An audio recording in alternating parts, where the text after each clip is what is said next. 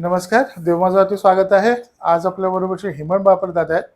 दादा, एक असा प्रश्न होता की मी एका साऊथ इंडियन तामिळ एका दुकानामध्ये गेलेलो. ह्याचं देवाचं सामान वगैरे सगळं मिळतं.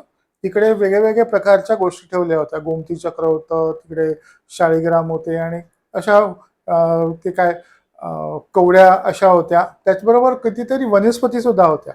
मी त्याला विचारलं, हे कशासाठी वापरलं जातं? त्यांनी सांगितलं, हे नजर दोष आणि कित्येकदा ज्योतिषी सांगतात की हे तुम्ही तुमच्या जवळ बाळगा किंवा देवाऱ्यात ठेवा. तर ह्या अशा गोष्टी असतात. विचारायचा प्रश्न असा आहे की ह्या गोष्टी जर आपण ठेवल्या तर नजर दोष असो किंवा कुठलाही दोष असतो, त्याच्याने ते कमी होतं का? आणि त्याच्या पाठीमागे काय असं रिझन आहे का की ह्या गोष्टी अशा बाळगायच्या? श्रीराम, सर्वांना नमस्कार. आपण जो आजपर्यंत व्हिडिओजना प्रतिसाद दिलात त्याबद्दल पहिल्यांदा सर्वांचे मी खूप खूप आभार मानतो की आपल्या सर्वांमुळे आणि सरांमुळे ही एक संधी मिळते की मनातले किंवा गुरूंकडनं किंवा जे शिकलेलो आहे किंवा जे ज्ञानाच्या मार्गे प्राप्त होत आहे ते आपल्या सर्वांपर्यंत पोचवण्याचा मार्ग आणि प्लॅटफॉर्म सरांनी हा आजपर्यंत प्रामाणिकपणे चालू ठेवलेला आहे आणि आपणही सर्वांनी त्याला प्रतिसाद उत्तम दिलेला आहे. काही बऱ्याच जणांचे प्रश्न सुद्धा मी प्रत्येक कमेंट्स कुठेही केली तरी ती आवर्जून वाचत असतो की काय आहे किंवा माझं कुठं चुकतंय का किंवा सांगायला अजून आपण कुठे कमी पडतोय का किंवा एखादा विषय अशा अनुषंगाने. आत्ता जो सरांनी प्रश्न विचारला तर त्याचं उत्तर आता आपण अध्यात्म मार्गाने आणि भौतिक मार्गाने असं दोन्हीकडनं देतो. आपण सगळ्यांनीच लाल किताब हे पुस्तक कधीतरी नाव ऐकलेलं असेल की एखादा लेखक पुस्तक लिहितो आणि किंवा आपण चित्रपट बघतो तसं जसं शीर्षक असतं तसं हे मुळात जे पुस्तक आहे हे युपी मधनं हे पहिल्यांदा प्रकाशित व्हायचं, मग गोरखपूरमधनं हे प्रकाशित व्हायचं की ज्याला लाल किताब म्हणलेलं आहे.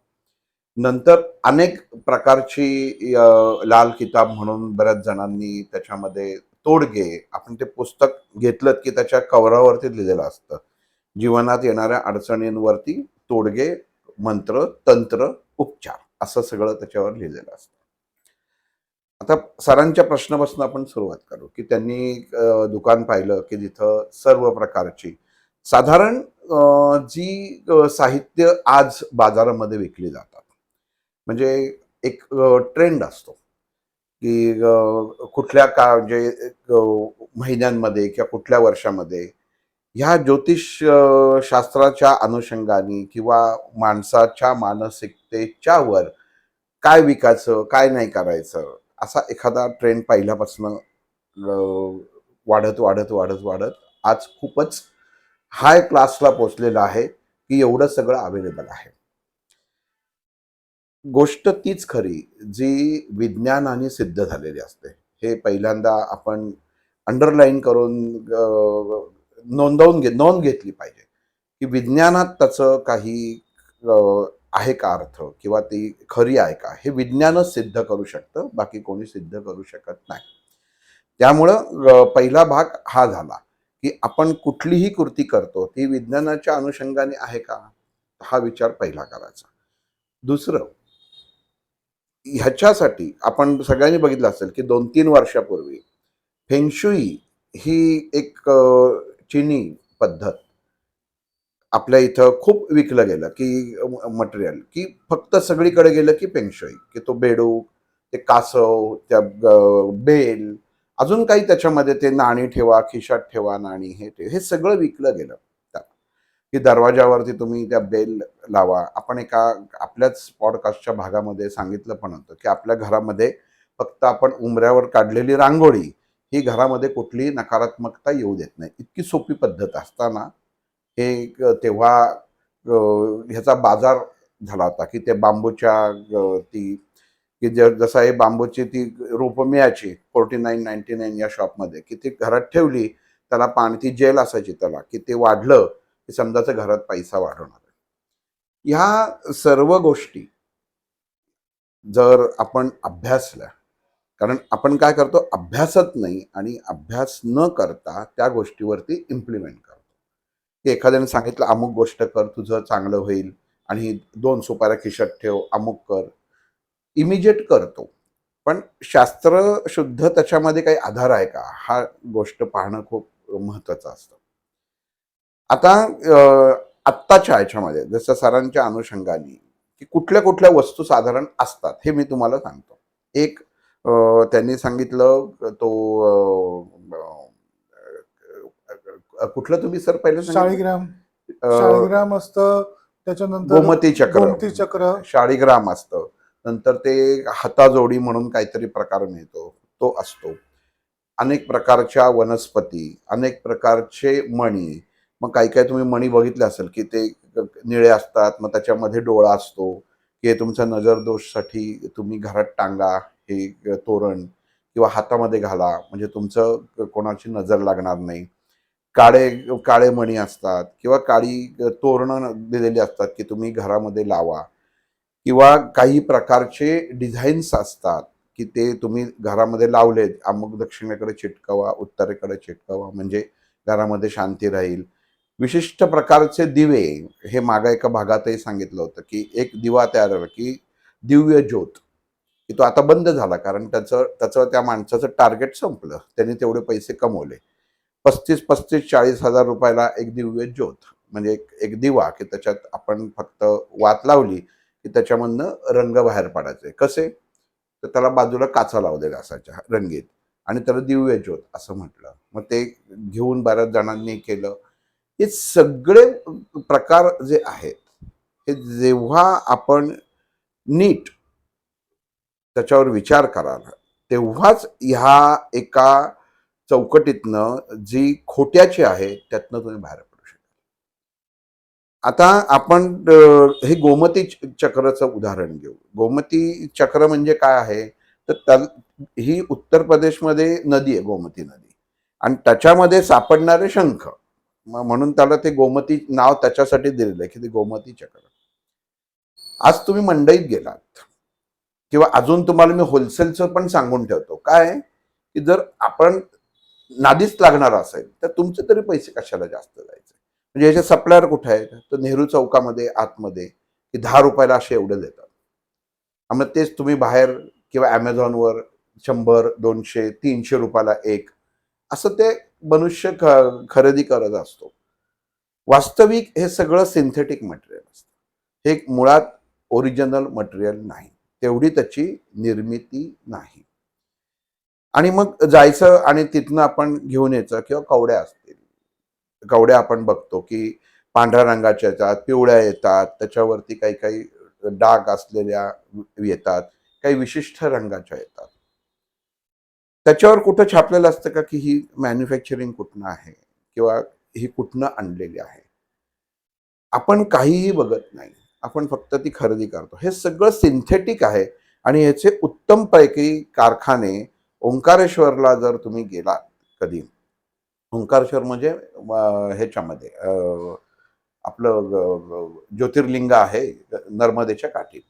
तर त्याच्या जवळ गाव आहे, त्या गावामध्ये ह्या सगळ्यांचे कारखाने, हे जे सगळं तयार करतात, शाळीग्राम, ह्या गोमती चक्र, त्याच्यानंतर अजून ते हाताजोडी. हाताजोडी म्हणजे काय, हात जोडलेला असतो तशी एक कृती, की त्याच्यामध्ये तुम्ही घरात ठेवलात तर घरातातली नकारात्मकता निघून जाईल, मग तुम्हाला धन येईल, किंवा कवड्यांची पूजा केली तर तुम्हाला धनाची प्राप्ती होईल. या सर्व गोष्टींमध्ये मनुष्याला अडकवून ठेवलं जातं, किंवा आपण एखाद्या ठिकाणी जातो, कारण आज काय झालेलं आहे की माणसांना अडचणीच इतक्या आलेल्या आहेत की 100 पैकी 99 माणसांना अडचणी आहेत, आणि त्या अडचणींचं मुख्य कारण आहे त्याच्या मनामध्ये असलेली भीती. फक्त भीती आणि भ्रम, ह्या 2 गोष्टींमुळं हा सगळा बाजार चालत असतो. की मी एवढंच आहे ना, आपण काय विचार करतो की ठीक आहे, एवढे पैसे घालवतो आपण, ह्या 50 रुपयाच्या ह्या 4 कवड्या घेतल्या आणि खिशात ठेवल्या तर तरी नुकसान होणार नाही, माझा फायदाच होणार आहे, ह्या भ्रमामध्ये मनुष्य जगत असतो. आणि जर त्या घेतल्या नाही तो जो विकतो तो त्याला ते भय टाकतो, तुम्ही जर घेतलं नाही तर बघा म्हणजे काय चुकीचं घडणार असेल तर, हे भय. तर ह्या मुळामध्ये ह्या सर्व गोष्टी आता वनस्पती जसं ते म्हणाले, आपल्या मागच्या भागातच झालं होतं की प्रत्येक राशीची एक आद्य वृक्ष असतं. ते वृक्ष तुम्हाला बाहेर कुठेही मिळू शकतं. तिथं जाऊन 50 आणि 100 रुपयाला घ्यायचं आणि कुठनं काय आलंय, काय खरं आहे का नाही ते पण कळणार नाही. पिंपळाची पानं आज Amazonवर जा आणि पिंपळाचं पान विकत मिळतंय का बघा, तुम्हाला 200 आणि 250 रुपयाला एक पिंपळाचं पान विकत मिळतं, जे तुमच्या घरी येतं. मग आपण ह्याच्यात अडकायचं आहे का आपल्याला सभोवताली बाजूला आहे का स्वतःमधलं ज्ञान वाढवून याच्यावरती मात करायचे, हे तुम्ही पहिल्यांदा शिकणं आणि घेणं गरजेचं असतं. मागं आपलं 3 ते 4 भागामध्ये एकच झालं की तुम्ही जी गोष्ट करताय ना, ती आपण जेव्हा स्वीकारतो तेव्हा अगोदरच्या कुठल्या संतांनी ह्या गोष्टी केल्या होत्या का, हे आपण जरा पहिल्यांदा चाचपडून पाहावं. की ज्ञानेश्वरांनी कुठल्या कवड्या, ज्ञानेश्वरांनी कुठली गोमती चक्र, ज्ञानेश्वरांनी अजून कुठलं, तुकाराम महाराजांनी अजून काही केलं का, नामदेव महाराजांनी काही केलं का, रामदास स्वामींनी काही केलं का. रामदास स्वामींनी तुम्ही बघितलं असेल किंवा काही याच्यामध्ये रुद्राक्षाची माळ घातली. रुद्राक्षाची माळ का घालतात गळ्यामध्ये, तर जपासाठी पण असते आणि देह स्थिर ठेवते. हे विज्ञानाने सिद्ध आहे, फळ आहे ते. रुद्राक्ष म्हणजे कुठला काही चमत्कार नाहीये, रुद्राक्ष हे फळ आहे आणि त्या फळाचा जसा एक एनर्जी प्रत्येकाची असते, त्या फळाची एनर्जी आहे म्हणून ती माळ घातली जाते. शंकराच्या पिंडीवरती रुद्राक्ष जो आहे हा थंड आहे, मग हा त्याच्यासाठी घातला जातो. पण बाकी कुठल्या किंवा गोंदवलेकर महाराजांनी कधी असं केलेलं आहे का, अक्कलकोट स्वामींनी त्याच्या कुठलं घालंय का, अक्कलकोट स्वामींनी हातामध्ये पाचोची अंगठी घातली, अक्कलकोट स्वामींनी हातामध्ये मणी हे केला. तुम्ही नीट ही गोष्ट जी आहे ना ती नीट समजावून घेणं गरजेचं असतं. हे काय आहे किंवा घातली होती का, खरंच घातली होती का, आणि काय आहे भानगड याच्यामध्ये, आपण हे समजून घेत नाही आणि त्याच्यामध्ये अडकतो. ही सांगाची तळमळ किंवा एवढ्यासाठीच आहे की आपण अध्यात्म सोडून येणं चुकीच्या मार्गाने जातो, प्रॉब्लेम जागेवरतीच राहतात आणि आपलंही ज्ञानाच्या दृष्टिकोनातनं कुठेही प्रगती होत नाही. त्यामुळं हा भाग आहे. त्यामुळे लाल किताब उघडायचं, एखादा आपण इंस्टाग्रामवर 2 मिनिटाचा ऑडिओ बघायचा की आता अमावस्या येते, मग अमुक ह्याच्यामध्ये तुम्ही हे करा, मग हे मणी घ्या, तुम्हाला लगेच पाठवले जातील. आपण इतके मनाने कमजोर आहेत, म्हणजे फक्त भय. आपण का विचार करत नाही की सर्व हे कर्माच्या अनुषंगानेच आपल्याला फल प्राप्ती होते. हे अख्ख्या भगवद्गीतेमध्ये भगवंतांनी सांगितलेलं आहे. दुसरी गोष्ट, आपण आपल्या घरापासून ती सुरुवात करावी ह्या गोष्टींसाठी. एक तर मुळात ह्या आता हे जे दुकान जे सांगतायत हे आता किती दिवस चालतं हे सगळ्यांनी बघावं नंतर, की किती दिवस चालतात. हे जे गुरुजी असतात, म्हणजे कित्येक जणांचे वाद झाले की आपण जेव्हा पॉडकास्ट केला की मग त्यांनी मान्य केलं की नाही ठीक आहे, घरामध्ये शांती नाही करायची, बाहेर शांती करायची. कारण विज्ञान काय सांगतं, शास्त्र काय सांगतं हे महत्वाचं असतं. आणि आपण एखादी गोष्टीचं स्टेटमेंट जेव्हा करतो किंवा मनुष्य जेव्हा कोणी जर बोलत असेल तर त्याला शास्त्रीयाचा आधार जर असेल ना तरच त्यांनी सांगावं, नाही तर सांगू नये. हे सर्व आपण आपल्या जसं सोयीस्कररित्या असतं ना त्या अनुषंगाने गोष्टी हे गुरुजी पण सगळे करत असतात. त्यामुळं गेलं की, आणि ही त्यांची पद्धत आहे बघा. म्हणजे हे ऑब्झर्वेशन कसं असतं की मला माझ्या गुरुने सांगितलं होतं की ऑब्झर्वेशन मध्ये माणसाचे 100% प्रॉब्लेम सॉल्व्ह होतात. हातामध्ये ते जे गुरुजी येतात त्यांच्या हातामध्ये स्वतःच्या हातात रिंगा असतात, अंगठ्या असतात, गळ्यामध्ये विविध माळा, ह्याच्यात हा एक नवीन बिझनेसचा ट्रेंड झालेला आहे. म्हणजे आपल्याकडं आले की ते अर्थातच वरचं जे काय वस्त्र असेल ते काढून पूजेला बसतात काही जण, आणि मग ती माळ अशी प्रेझेंटेबल ठेवतात की त्या यजमानांना ते दिसलं पाहिजे. आणि आपल्यालाही प्रत्येक माणसाचं कुतूहल असतं ना, हे तेच असतं की आपण त्याला विचारतो, हे तुम्ही काय घातलंय तो? मग ते सांगतात. मग ते त्यांचा बिझनेसचं हे चालू होतं की हे ना, हे मला असं असं माझ्या पत्रिकेत असं गोष्टी होत्या, हे होतं, पण मी हे घातल्यानंतर मला खूपच म्हणजे मी आता हे झालेलो आहे, मी स्वतः वापरतो असं सांगितलं की तो यजमानांना काय वाटतं की बघा आपल्याकडे येणारे गुरुजीच हे असं वापरतायत आणि करतात, तर ते म्हणतात मग तुमच्या कोणी ओळखीचं आहे का हे देणारा, की मग ते सांगतात हो. मग ते कनेक्टिव्हिटी अशा दुकानांना होते की मग त्या तिकडनं परचेस करायचं आणि तुम्हाला द्यायचं. कधी तुम्ही अशा गोष्टी खरेदी केल्या तर कधी तुम्हाला असं वाटतं का की आपण कुठल्या तरी लॅबमध्ये जाऊन ती टेस्ट करावी की मी घेतलेली गोष्ट खरी आहे का ती? कारण आपण काय म्हणतो, अरे मी 50चीच घेतली आहे ना, खोटी का असेना, मग घेऊ नका. 50चीच असेना आणि तुम्हाला त्याचं काही वाटत नसेल, तर याचा अर्थ तुम्ही तुमचं उत्तर देताय. तुम्ही ती गोष्ट घेऊ नका. ते ₹50 तुम्ही तिथं खर्ची करू नका.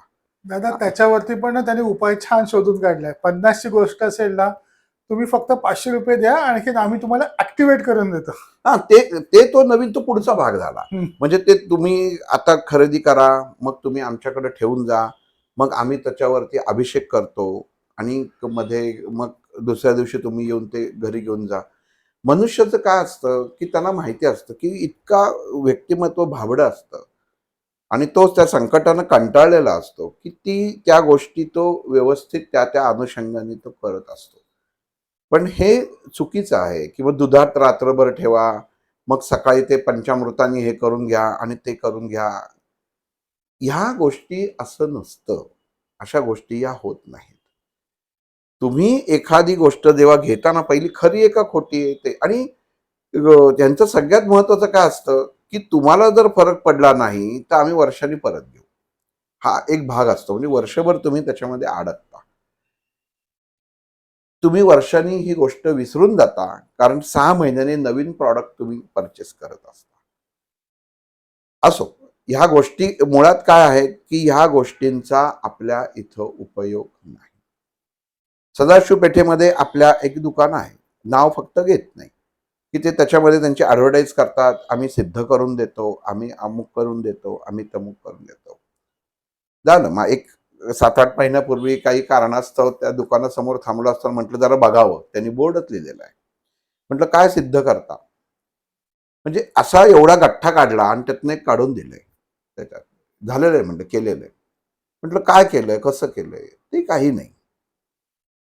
आणि मग हा प्रॉब्लेम जो आहे ना, तो मनुष्य त्याच्यामध्ये अडकत जातो आणि अडचणी दूर होत नाही. ह्याच्यापेक्षा आपण आपल्या साधनेद्वारे आणि योग्य तऱ्हेने मार्गदर्शनाने तुम्ही जीवनातल्या अडचणी दूर करू शकता.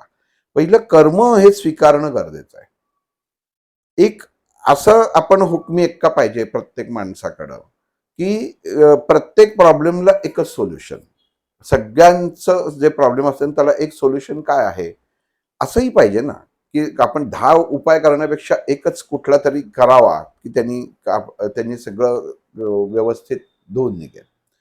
तर मग असा उपाय हा भगवंतांनी भगवद्गीतेच्या शेवटच्या अध्यायात सांगितला.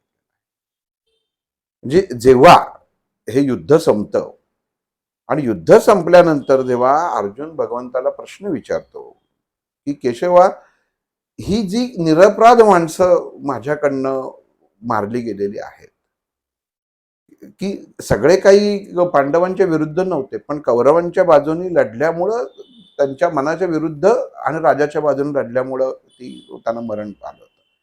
आणि अर्जुनाला याच्यामध्ये मनामध्ये जो एक अपराधी भावना होती, तेव्हा त्यांनी कृष्णाला विचारलं, की ही जी पापं झालेली आहेत, तर असं मला तीर्थक्षेत्र सांग किंवा असं मला ठिकाण सांग, की तिथं जाऊन ही पापं धुतली जातील.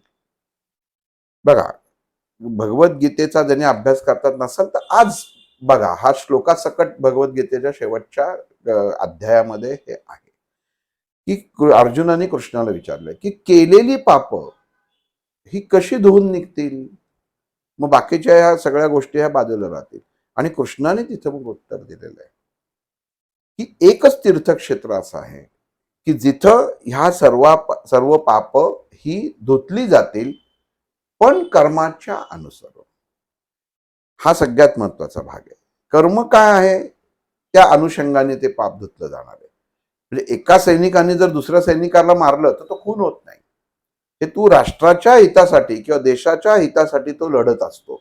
म्हणजे त्याचं कर्म काय मोजलं जातं हे सुद्धा आपल्याला नीट वैचारिकतेने समजून घेणं गरजेचं असतं. आणि एखाद्या निरपराध माणसाला जाऊन तुम्ही भोसकडं, ह्याला खून म्हणतात. तर तसं नाहीये. शिवाजी महाराजांनी अफजल खानाचा वध केला, त्यांचा खून केला नाही. शस्त्रच भोसकलं, वाघनखांनीच त्याचा कोथळा बाहेर काढला. आज जर वाघनखांनी जर कुठल्या माणसाने दुसऱ्या माणसाचा कोथळा बाहेर काढला तर त्याला 302 कलम लागेल की यांनी खुनाचा प्रयत्न केला किंवा खून केला. तो खून झाला, पण त्यांनी त्या देशहितासाठी, राष्ट्राच्या हितासाठी एका शत्रूचा केलेला निपाते म्हणजे कर्म उत्तम केलं होतं. म्हणजे सांगायचं तात्पर्य काय आहे की जे कर्म उत्तम असतं त्याचं फळ सुद्धा तुम्हाला त्या अनुषंगाने उपभोगाला आणि भोगाला दोन्हीही लागतं. मग इथं भगवंतांनी अर्जुनाला सांगितलं की आई वडिलांचे चरण हे एकमेव असं तीर्थक्षेत्र आहे की जिथं कुठलाही दोष, कुठलेही पाप क्षणामध्ये त्यांच्या पायावरती तुम्ही जर माथा ठेवलात तर तुमचे हे कमी होऊ शकतं. जात नाही, कमी होऊ शकतं. हे भगवद्गीतेत सांगितलेलं आहे की हे प्रमाण दिलेलं हे तुम्ही सुद्धा स्वतः गुगलवर जाऊन हे स्टेटमेंट पाहू शकता की ह्याला भगवंतांनी दिलेलं प्रमाण आहे. तसं असतं तर भगवंतांनी अर्जुनाला तिथंच सांगितलं असतं की अमुक चक्रवा, अमुक हे कर, हे गळ्यात हे घाल, ते घाल. हे त्यांनी सांगितलं असतं. कारण जीवनाचं, मनुष्याचं जीवन उत्तम कसं जगावं त्याच्यासाठी ती गीता त्यांनी सांगितली होती. तर त्याच्यामध्ये खास माझ्या मते भगवंतांनी पुढच्या 21व्या युगाला धरून त्याच्यामध्ये एक असा योग पण केला असता की एक काय नाव पण त्याला आता सांगता येणार नाही, पण की अमुक अमुक लोकांनी त्यावेळी हे अमुक गंडे, दोरे, धागे सगळं वापरलं तर त्याच्यामध्ये त्याला हे पार्था फायदा होईल. तसं नाहीये दुर्दैवाने. कारण आपलं कर्म आहे हेच आपलं प्रारब्ध म्हणून आपल्याला भोगायला लागतं. हा एक भाग झाला. दुसरी गोष्ट की आपण अजून एकाने एक प्रश्न विचारला की आपण गुरु कसं निवडतो किंवा आपण या गुरूंच्या बाबतीत एक कुठं एखाद्याकडे अडचण आली की तो येतो. मग त्याला तिथं काय साखर फुटाणे असतात, खडी साखर असते, अंगारा असतो की ते त्याच्यामध्ये ते दिलं जातं आणि सांगितलं जातं की अमुक तुम्ही करा, हे फुंका. या सगळ्या गोष्टी आपण अगदी नित्यनियमाने बघितलेल्या असतात. आणि ह्याला होतं काय मी सांगतो. अगदी तर तारक मंत्रामध्ये काय दिलेलं आहे, विभूती, नमन, नाम, ध्यान आणि तीर्थ हे त्यांनी दिलेलं आहे की हे जर तुम्ही स्वीकारलं तर तुमचे अडचणी कमी होतील, तेव्हा महाराज तुमच्या पाठीशी आहे. विभूती हा शब्द, विभूती वेगळी असते आणि अंगारा वेगळा असतो. म्हणजे तुम्हाला माहिती असावं म्हणून मी सांगतो. विभूती ही वेगळी असते आणि विभूती ही यज्ञातनं येते. अंगारा हा यज्ञातनं येत नाही. अंगारा हा तुम्हाला ऊद किंवा धूप जाळतो, उदबत्ती जाळतो ना, ते जी राख पडते त्याला अंगारा म्हणतात. अंगारा या शब्दाचा अर्थ काय होता आपण कधी विचार केलाय का? आपण एखादा म्हणतो ना, जे नॉनव्हेज खातात ना, की त्याच्या एका डिशचं नाव आहे अमुक अमुक अंगारा. मग अंगारा याचा अर्थ काय, तर ऊर्जेनी पूर्ण भारित असलेला, अग्नीनी भारित असलेला. मग तो जो आहे हा या उदबत्तीतनं किंवा त्याच्यातनं बाहेर पडतो. तो तेवढा प्रभावी नसतो जेवढी विभूती प्रभावी असते. पण मग विभूती जी असते ही, तो जो सत्पुरुष असतो तो साधनेच्या द्वारे एखाद्या गोष्टीची तयार करत असतो अग्नीद्वारे. साधनेच्या द्वारे आणि अग्नीचा वापर करून ती तयार करत असतो, त्याला विभूती म्हणतात.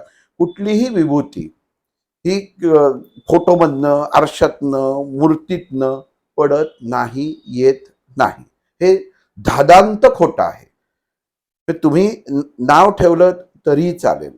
ज्यांच्याकडे येतं, आम्ही केलंय, आम्ही डोळ्यांनी बघितलंय, फोटो काढलेत, हे केलं तरीही चालेल. तो फक्त आणि फक्त केमिकल इफेक्ट असतो. आणि अजून एक गोष्ट तुम्हाला गंमत सांगतो. म्हणजे कालचंच एकांच्या बाबतीत असं बोलणं चाललं होतं, की ते एकांकडं इथं लॉ कॉलेज रोडला खूप वर्षापूर्वीची गोष्ट, असा विषय चालला असताना ते म्हणले की आमच्याकडं विभूती येते कसबा पेठेमध्ये, कसबा पेठेमध्ये, की त्यांच्याकडे मोठा स्वामींचा फोटो आहे आणि त्यांच्याकडे विभूती येते. आणि जेव्हा जे ज्या मित्रांबद्दल चाललं होतं, तर ते त्यांच्याकडे गेले की आज विभूती येणार, असं ते आदल्या दिवशी सांगायचं की उद्या महाराज विभूती देणार आहेत. हे एक इतकं आश्चर्यासाठी गंमत असते ना बघा, की आदल्या दिवशी महाराज येऊन त्या माणसाला सांगतात उद्या मी विभूती देणार आहे, तर तू सगळ्यांना गोळा कर. ठीक आहे, माणसं गोळा झाली त्याच्यात आणि काही हेच नाही, म्हणजे काही फोटोमधनं काहीच नाही. आता त्यावेळी तो माझा मित्र टीव्ही दुरुस्त करायचा, त्या माणसाचा बिघडला होता म्हणून घ्यायचा आणि हे महाराज मौन, कोणाशी बोलायचं नाही.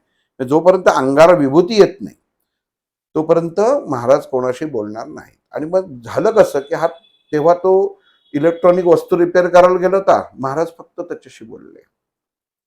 मग एकाने विचारलं की तुम्ही ह्याच्याशी कसं बोललात तुम्ही, तर मौन व्रत धारण करतात. ते म्हणले की ते माझा टीव्ही बंद पडला ना, ते सांगायला पाहिजे ना, त्याचा आणि ह्याचा काही संबंध नाही. ठीक आहे, म्हणजे अशी आमची एक हे चालली होती. आणि मग त्या दिवशी काही विभूती नाही, मग सांगितलं की आज महाराज रागवलेले दिसत आहेत, त्याच्यामुळे महाराजांनी आज विभूती देणं रद्द केलंय, असं मला आत्ता येऊन अंतर्मनामध्ये सांगितलेलं आहे. मग परत जेव्हा येईल तेव्हा मी सांगेन. आता तुम्ही साधा विचार करा, ह्याला तुम्ही काय म्हणणार आहात? का म्हणजे कुठंतरी जर तुम्ही गणित आणि अर्थ लावायला सुरुवात करा. कुठंही अर्थ लागणार नाहीये. कुठंही त्याच्यामध्ये तुम्हाला काहीही प्राप्ती होणार नाही. हे जे सांगतात, मग कुठलाही मोठा मठ असो, मंदिर असो, हे जर झालं ना, तर खरंच मला असं वाटतं की तुम्ही पोलीस कंप्लेंट करावी अंधश्रद्धा निर्मूलन करा, की यांच्या इथं विभूती येते, ती तुम्ही शोधून काढा, मग लोकांना कळेल. कारण लोकांची फसगत करणं हा मोठा गुन्हा आहे. भावनात्मक फसगत करणं आपण ती करत नाही. आपण म्हणतो नाही खूप याच्यामध्ये, मग ती डबी घेऊन जातो, कोणतरी थोडं देतेस का, थोडं देतो का, आणि ह्याच्यात दुर्दैवाने स्त्री वर्ग जास्त अडकतो, की अमुक अमुक असं त्याच्यामध्ये हे झालेलं आहे. आम्ही राशीच्या राशी त्यांच्यातनं पडताना बघितलंय. आणि मग नंतर त्या माणसाला विचारलं की तू तिथं राशी पडताना बघितलंय? नाही म्हणलं, राशी पडताना नाही बघितल्या, पण म्हणजे काय, स्वतःच आता मी जर सांगितलं की मला स्वामींनी दर्शन दिलं, तर तुम्ही म्हणाल हो का, मग तुम्हाला दर्शन दिलं, मग त्याच्यासाठी तुम्ही काय केलं, तुम्ही कुठली साधना करता म्हणजे तुम्हाला महाराजांनी दर्शन दिलं, हे लगेच तुमचे जसे प्रश्न येतील. प्रत्येकाला ही ताकद असते आणि ह्या गोष्टींच्या पाठीमागं न जाता तुम्ही स्वतःचं अस्तित्व, स्वतःच्या मनामध्ये असलेला परमात्मा शोधून काढलात, तर त्याच्यावरती उपाय करा, बाह्य उपाय करू नका. उपाय कुठले आहेत, म्हणजे जसं लाल किताब मध्ये दिलेले आहेत, काही गोष्टी, काही धान्य ही प्रभावित असतात. जसं तांदूळ जे धान्य आहे की जन्मापासून मृत्यूपर्यंत तांदूळ वापरलेला असतो, तो त्याचा गुण आहे. एखाद्या गोष्टीचा जर तो गुण असेल तर त्याप्रमाणे ते काम करतं. म्हणजे सर म्हणले की लवंग त्याच्यामध्ये हे करा, अगदी बरोबर आहे. लवंगामध्ये, तमालपत्रामध्ये, त्या पदार्थांमध्ये त्यांचा स्वतःचा एक गुण आहे की वाईट कंपनं नष्ट करायचा. फक्त ती काही लवंग तुम्हाला त्या दुकानातनं खरेदी करायला लागत नाहीत किंवा काय करायचं ते नाही. मनाची ताकद जर तुमची बळकट असेल तर तुम्हाला ह्या गोष्टी लागणार पण नाही. ह्या गोष्टी करायची गरजच लागत नाही. पण तरीही आता चला, आपण तरीही त्याच्यामध्ये जर असेल ना, तर एक गोष्ट तुम्हाला मी सांगतो की ते नकारात्मकता काढायची आहे ना, आपण विकनेसच जर आपल्या घरामध्ये आहे ना, बऱ्याच जण असं तरी त्यातून सांगावं काहीतरी की घरामध्ये माझ्या काय किंवा काय ह्याच्यामध्ये करता येईल एनर्जी, वाईट एनर्जी जाण्यासाठी आणि घरातले आजारपण जाण्यासाठी. मग ह्या सगळ्या गोष्टी जर तुम्ही करता ना, मग त्याच्या ऐवजी तुम्ही फक्त फक्त आपल्या घरामध्ये स्वयंपाकामध्ये वापरले जाणारे खडे मसाले जे असतात, खडे मसाले म्हणजे मोठी वेलची असते, दालचिनी असते, तमालपत्र असतं, लवंग असतात, नंतर इलायची असते, हे तुम्ही ह्याची अगदी 10-10 ग्रॅम आणून जरी पावडर करून ठेवलीत ना, आणि ती एक चिमूट पावडर जरी तुम्ही त्या रोज कापराच्या वळीवरती जाळलीत ना, तरी तुमचं घर आणि जे घराच्या भोवती असलेली सगळी जी वाईट शक्ती ना, नकारात्मक, ती नष्ट होते. का? तर ह्या पदार्थांचा तो गुण आहे, गुणच आहे तो. मग ते गुणांमुळे ते झालंय हे सिद्ध आहे. पण हेच मी मंत्रून देतो हे खोटं आहे. हे मी तुम्हाला देतो, मग महाराज आपण म्हणतो हे तुम्ही आहे ना महाराज तुम्हीच द्या, तुम्ही दिलत की त्याची ताकद वाढते. काहीही वाढत नाही. ताकद विकत अशी काहीही वाढत नाही.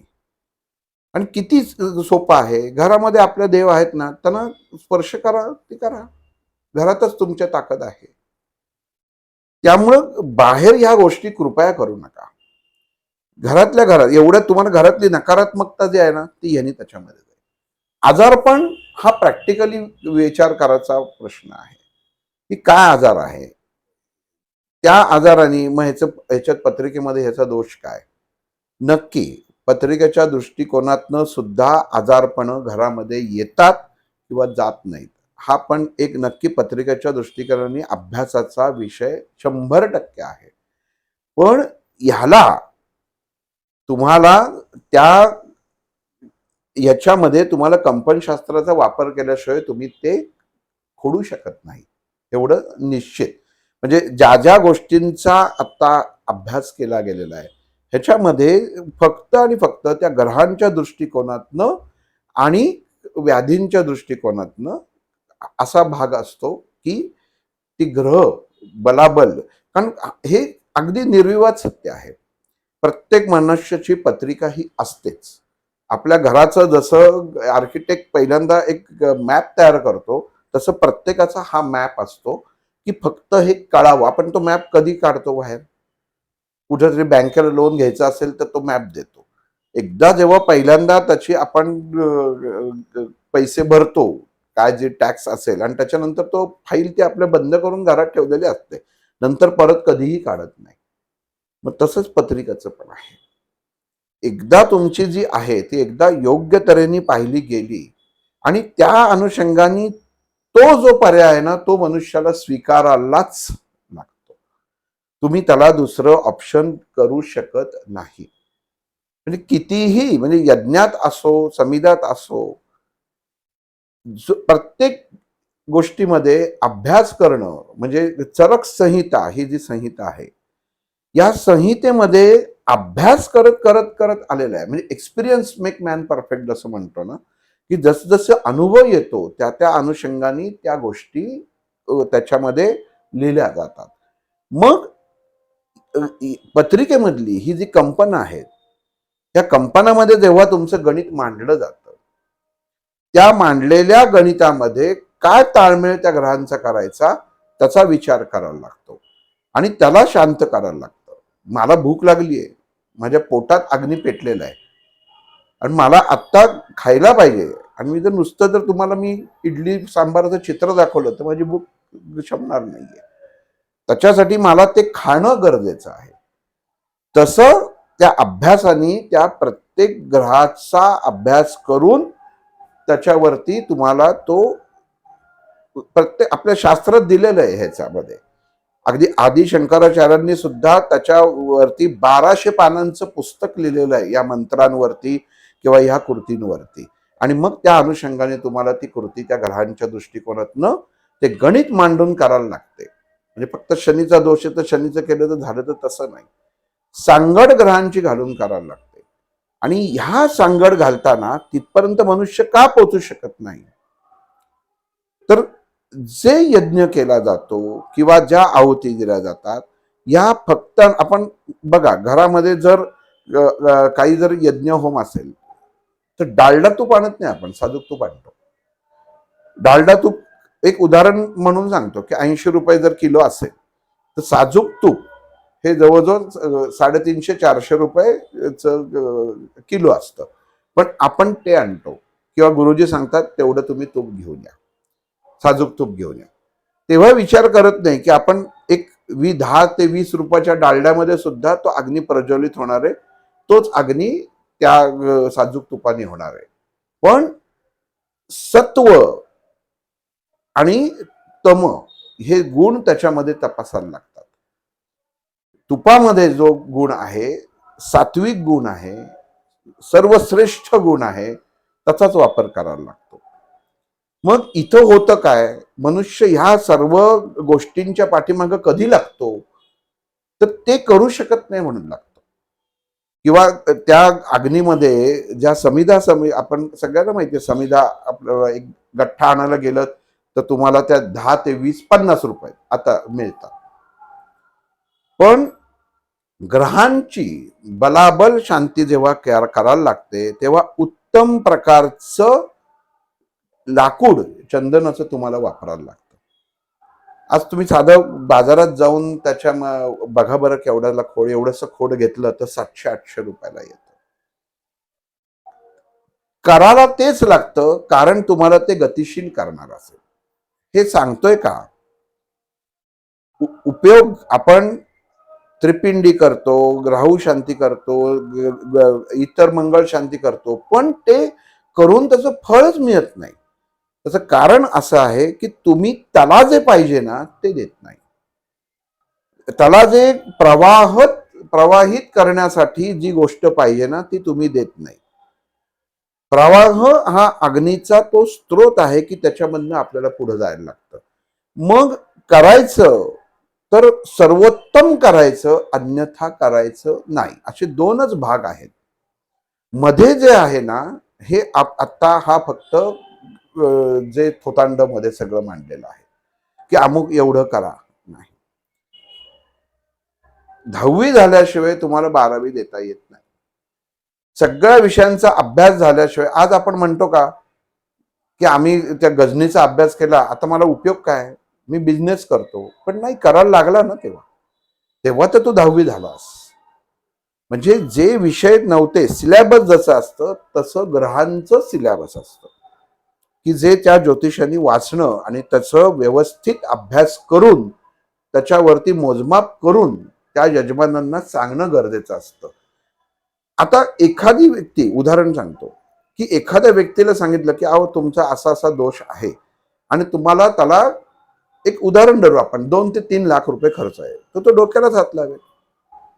मला फक्त 10,000 रुपये मिळावे ह्या अपेक्षाने काहीतरी मला एक अमुक वस्तू सांगा, मी त्याच्यात करतो. आणि 2.5-3 लाख मी हे करू शकत नाहीये, तर ते होणार नाही. जसं हार्टमध्ये जी लावलेली स्प्रिंग ती काय बॉलपेन मधली स्प्रिंग नसते, ती स्ट्रेन पण वेगळी असते. तेव्हा आपण म्हणतो का की या स्ट्रेनची स्प्रिंगच असते, पण त्याचं मटेरियल वेगळं असतं, त्याचं टेन्शन वेगळं असतं. टेन्शन म्हणजे काय, कंपन झालं, ती वेगळी असतात, त्याची ग्रॅव्हिटी वेगळी असते. सेम गोष्ट तुमच्या पत्रिकेमधनं जेव्हा एखाद्या पत्रिकेची अडचण दूर करायची असते त्या अनुषंगानेच पाहिली आणि त्या अनुषंगानेच त्याच्यावरती व्यवस्थित जर ते कर्म केलं तरच त्याच्यातनं दोष जातात, अन्यथा जात नाही. ज्यांना माहिती पाहिजे त्यांनी आदि शंकराचार्यांचं मंत्रशास्त्राचं पुस्तक जरूर वाचावं. कोणाकडे असेल, नाहीतर रानडे इन्स्टिट्यूट, नगर वाचन मंदिर इथं आहे, तिथं जाऊन, ते बाहेर मिळत नाही, आज तिथं जाऊन तुम्ही पहा. हे त्यांनी सिद्ध करून, हे प्रूव्ह करून तिथं त्याच्यामध्ये दिलेलं आहे की ह्या गोष्टी अशा आहेत. मग तुम्हाला त्याच अनुषंगाने जायला पाहिजे. कुठल्याही प्रकारच्या मठातल्या मंदिरातल्या गोष्टींनी अडचणी दूर होत नाही. त्याला एकतर तुमची अतिशय उच्च लेवलची त्या जो सद्गुरू असतात त्यांच्याप्रती तुमची श्रद्धा हवी की त्यांनी हात ठेवला की तो मोडलेला हात पण सरळ होतो. इतकी ताकद सुद्धा असते. पण आत्ता तशी ताकद नाही, आत्ता ती तसं नाही. आणि उगाच यांनी हा सांगतोय म्हणून आहे, तर असं अजिबात काहीही करू नका. याचं कारण असं आहे की ह्या ज्या गोष्टी सगळ्या आहेत, ह्या सगळ्या मॅनमेक मशीन मेक गोष्टी आहेत. त्याचा वापर होत नाही आणि वापर न झाल्यामुळे ना की प्रत्येकाच्या गोष्टीचं साईड इफेक्ट असतो. जसा इफेक्ट असतो तसा साईड इफेक्ट असतो. मग त्याचा तुम्हाला जास्त साईड इफेक्ट होत जातो. मग मंत्र आहे, भाव्यांचं पुस्तक आणा. म्हणजे मंत्रशास्त्राचं पुस्तक आहे सांगतं, आणायला काय हरकत आहे. मंत्र वाचायला काय, अभ्यास होतो शेवटी. त्याच्यातले मंत्र तुम्ही वाचा, तुम्हाला कुठेतरी कामाला येतील. पण इथं ही ज्या गोष्टी आहेत वस्तू, आणि गंमत बघा, जिथं ही पुस्तकं विकली जातात ना तिथंच ह्या गोष्टी मिळतात आणि ती फ्रंटला लावलेली असतात की आपण गेल्या गेल्या पहिल्यांदा आपली नजर त्याच्यावरच पडते आणि ते पुस्तकं घेतो आणि ती वस्तू घेऊन आपण बाहेर पडतो. घोड्याचा नाल बघा, आता कित्येक जणांचे ते काळ्या घोड्याचा नाल बांधला की घरामध्ये वाईट गोष्टी येत नाहीत आणि होत नाहीत. तरी बोम आहेच आहे की तरी ते म्हणतात की आम्ही नाल लावला. घोडे किती काळे आहेत, किती घोडे पळणारे आहेत. असे म्हणजे गेलं की घोड्याचे नाल, त्याला फक्त तुम्ही एखादं डिंक लावायचा, त्याच्यात ते गवत लावायचं की आपण काय बघतो, अरे मला पळणाऱ्या घोड्याचं नाल मिळालं बघ, अजून त्याच्यामध्ये ते गवत पण आहे. किती मूर्खपणा आहे. अंधश्रद्धा इथनं चालू होते.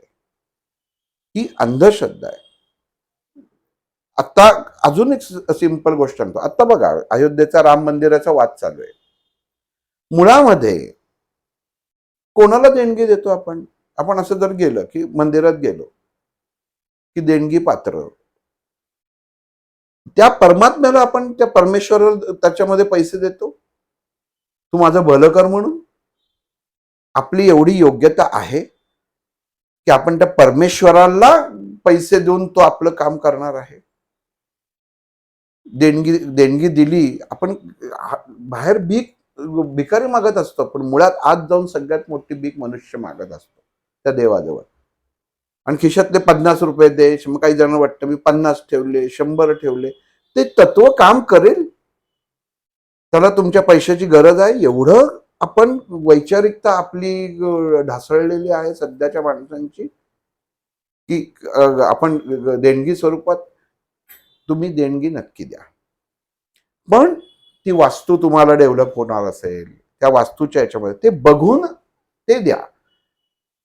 पण कुठंतरी आली एखादी दिंडी आली, एखादी पालखी आली आणि त्याच्यामध्ये समोर ठेवलं दान पात्र, ज्यांनी जीवनामध्ये कोणाकडनं दान घेतलं नाही, त्या माऊलींच्या ह्याच्यामध्ये तुम्ही असं नाही घेऊ शकत. ह्या गोष्टी ज्या रामानी, ज्या व्यंकटेशानी, ठीक आहे, मला सांगा, 1.5 कोटी 2-2 कोटी त्या तिरुपतीच्या इथं जाऊन मनुष्य हे करतात, म्हणजे वाहतात. 1.5 कोटीचं दान केलं, 1 कोटीचं दान केलं का? तर देवाशी झालेली पार्टनरशिप. कित्येक माणसं असे आहेत, सांग, हे ज्योतिष सांगतात, तू असं कर, तुझं फर्मचं नाव बदल, ते व्यंकटशी कर आणि पार्टनरशिप मध्ये ह्याला घे, तिरुपतीला घे, म्हणजे तुझा बिझनेस चांगला आहे. अरे पण तू चुकीचा व्यवसाय करत असेल तर ते तत्व तुला काम देईल का? आणि मग 1 कोटीचं जो दान देतो त्याला असं वाटतं की तो परमेश्वर, ते 1 कोटी म्हणजे त्या परमेश्वराचं खूप मोठं हे झालं. देव हा भावाचा भुकेला आहे, हे आपण का विसरतो? का संत एवढं सिंपल गोष्ट सांगून गेलेली आहेत की देव हा फक्त भावाचा भुकेला आहे. किती वारकरी त्याच्यामध्ये जाताना आणि त्या परमेश्वर हे भावानी जातात, भाव व्यक्त करतात. आपण काय करतो, आम्ही इथनं सासवडला गेलो पालखी बरोबर आणि तिथनं आमच्या गाड्या 4 व्हीलर आम्ही तिथं पार्क केल्या आणि येताना आम्ही कारने आलो. काय उपयोग आहे? उपयोग त्याचं काही आहे? म्हणजे आम्ही त्याच्यात सेल्फी काढायचा, मग त्याच्यातले नाचाचे, हे करायचे, मग ते तुळशी वृंदावन ती डोक्यावरती घ्यायची, दिवसभर पाप करायची, नको ते खायचं प्यायचं आणि तिथं ते तुळशी वृंदावंती आपण घ्यायचं. त्या भाबड्या वारकऱ्यांना, त्या माया बहिणींना पण कळत नाही, त्यांच्यावर फुगडी घालायची. ही सगळी तुम्ही त्या तत्वाची प्रतारणा करत असता, याच्यात आनंद घेत नसता. जो अखंड असतो ना, ते नामस्मरण असतं. नामस्मरण हे अखंड असतं, तुटक तुटक नसतं. पण आपण ते करत नाही. आपण हे सगळा शो करतो. आम्ही गेलो, आमच्या सोसायटीमध्ये माणसं आली होती, एक दिंडी आली होती. आम्ही त्यांना अमुक अमुक खायला घातलं. कशाला तुम्ही खायला नाही घातलं तर ते काय उपाशी राहणार? पांडुरंगाने सोय केली. किती गंमत आहे बघा. कशाला लांब जायला पाहिजे? 4 दिवसापूर्वी पुण्यामध्ये किती पाऊस होता? 3 दिवस. ही दिंडी माऊलींची पालखी, त्या इंद्रायणी नदींचे सगळे पूल बंद होते, येतील की नाही ही खात्री नव्हती. जसं मुख्यमंत्र्यांनी सांगितलं की सगळ्यांनी पुण्यातच पालखीला तुम्ही सगळ्यांनी या, तिकडं जाऊच नका. इतका धोधो पुण्यामध्ये पाऊस होता, सगळ्यांनी अनुभवलाय. ज्या दिवशी पालखी आली त्याच्या आदल्या दिवशी संध्याकाळी पुण्यातला पाऊस बंद झाला.